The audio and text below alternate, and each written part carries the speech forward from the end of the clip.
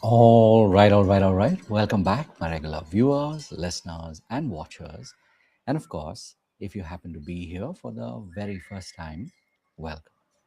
Before I go any further, my name is Rahul George, India's premier iHypnosis life healer coach and your personal guide. So today's theme is more a question, how do you reset? So especially if you are a healer, especially if you're a coach, my question to you, one is, of course, out of curiosity. I'm asking, how do you reset?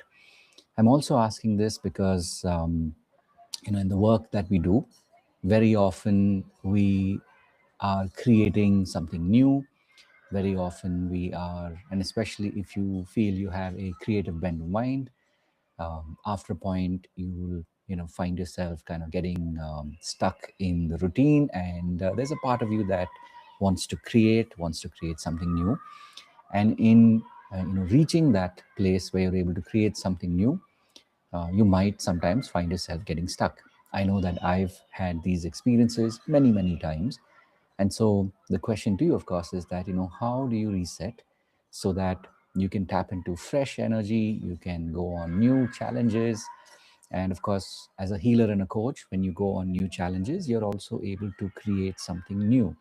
And the more you discover, the more you learn about you, the more you create something new, you're also able to share that with other people.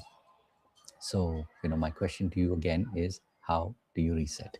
Let me share a little bit about, of course, how I have found myself being able to reset. One is definitely, some people may call it deprivation, but for me, it is a form of fasting. And of course, this is not medical advice, it's more like I have found that this works for me. And so there will be periods of time where I, take myself away from any kind of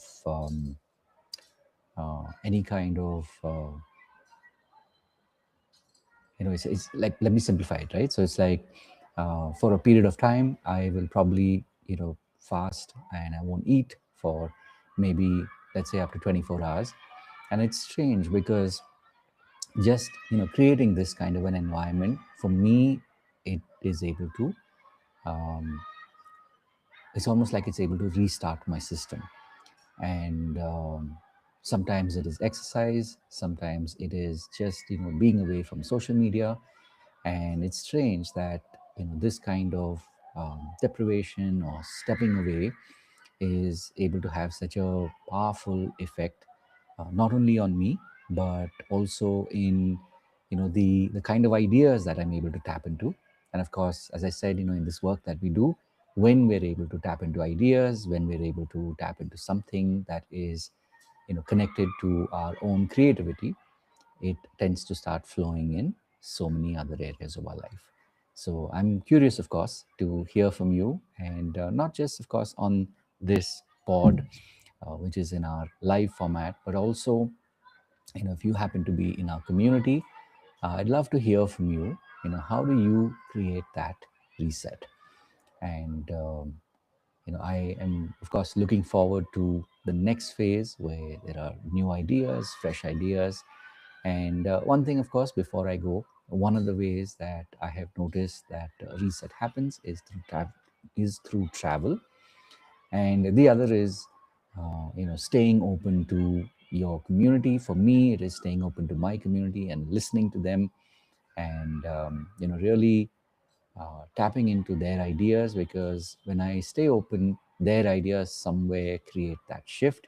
And before long, I find that I'm able to, step into a new arena, a new area, and then again, it's, of course, time for creation.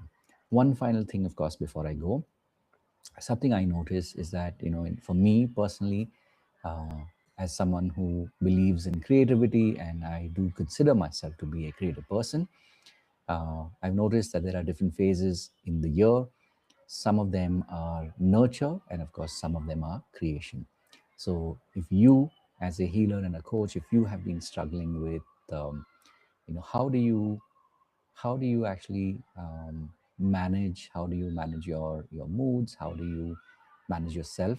just remember, be kind to yourself, because there are different phases in our lives through the year, could be even through the month. And so when you notice that there are certain phases where it's more about just nurturing and taking care of what you have, and then of course there are certain phases where you are able to freely tap into new ideas, you'll find that a lot of magic happens because of this. So as always, as I said, these pods are made for you. These pods are made as a way, as a source to keep inspiring you. And of course, as always, I look forward to hearing from you. And if there's any way in which me or members of our community, the iHypnosis Life, can help you, please do reach out and let me know. And of course, having said all of that, remember to live your purpose. God bless. And of course, I'll see you in the next one. Take care.